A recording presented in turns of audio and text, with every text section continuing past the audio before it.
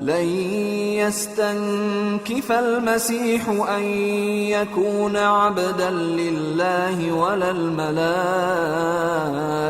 المقربون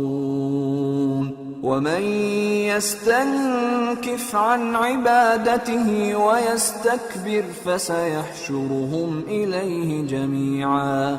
فأما الذين آمنوا وعملوا الصالحات فيوفيهم أجورهم ويزيدهم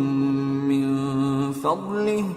وأما الذين استنكفوا واستكبروا فيعذبهم عذابا أليما ولا يجدون لهم من دون الله وليا ولا نصيرا يا أيها الناس قد جاءكم برهان من ربكم وأنزلنا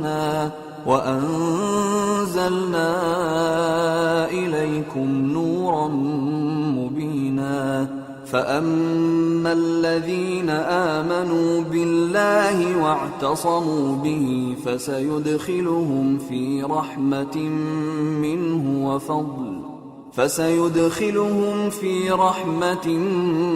منه وفضل ويهديهم إليه صراطا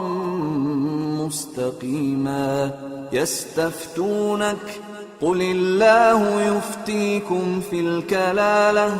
إن امرؤ هلك ليس له ولد وله أخت فلها نصف ما ترك وهو يرثها إن لم يكن لها ولد فإن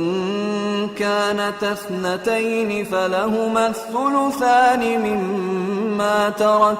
وإن كانوا إخوة رجالا ونساء فللذكر مثل حظ الأنثيين يبين الله لكم أن تضلوا والله بكل شيء عليم. مسیح اس بات سے عار نہیں رکھتے کہ اللہ کے بندے ہوں اور نہ مقرب فرشتے عار رکھتے ہیں، اور جو شخص اللہ کا بندہ ہونے کو موجب عار سمجھے اور سرکشی کرے تو اللہ سب لوگوں کو اپنے پاس جمع کر لے گا. اب جو لوگ ایمان لائے اور نیک کام کرتے رہے وہ ان کو ان کا پورا پورا بدلہ دے گا اور اپنے فضل سے کچھ زیادہ بھی عنایت کرے گا، اور جنہوں نے بندہ ہونے سے عار و انکار اور تکبر کیا تو ان کو وہ تکلیف دینے والا عذاب دے گا. اور وہ اللہ کے سوا اپنا کوئی حامی اور کوئی مددگار نہ پائیں گے. لوگوں، تمہارے پروردگار کی طرف سے تمہارے پاس ایک بڑی دلیل آ چکی ہے، اور ہم نے کفر اور ضلالت کا اندھیرا دور کرنے کو تمہاری طرف راہ روشن کرنے والا نور بھیج دیا ہے. پس جو لوگ اللہ پر ایمان لائے اور اس کے دین کی رسی کو مضبوط پکڑے رہے ان کو وہ اپنی رحمت اور فضل کی بہشتوں میں داخل کرے گا اور اپنی طرف پہنچنے کا سیدھا راستہ دکھائے گا. اے پیغمبر، لوگ تم سے کلالہ کے بارے میں حکم دریافت کرتے ہیں. کہہ دو کہ اللہ کلالہ کے بارے میں یہ حکم دیتا ہے کہ اگر کوئی ایسا مرد مر جائے جس کے اولاد نہ ہو اور نہ ماں باپ اور اس کی ایک بہن ہو تو اس کو بھائی کے ترکے میں سے آدھا حصہ ملے گا، اور اگر بہن مر جائے اور اس کے اولاد نہ ہو تو اس کے تمام مال کا وارث بھائی ہوگا. اور اگر مرنے والے بھائی کی دو بہنیں ہوں تو دونوں کو بھائی کے ترکے میں سے 2/3، اور اگر بھائی اور بہن یعنی مرد اور عورتیں ملے جلے وارث ہوں تو مرد کا حصہ 2 عورتوں کے حصے کے برابر ہے. یہ احکام اللہ تم سے اس لیے بیان فرماتا ہے کہ بھٹکتے نہ پھرو،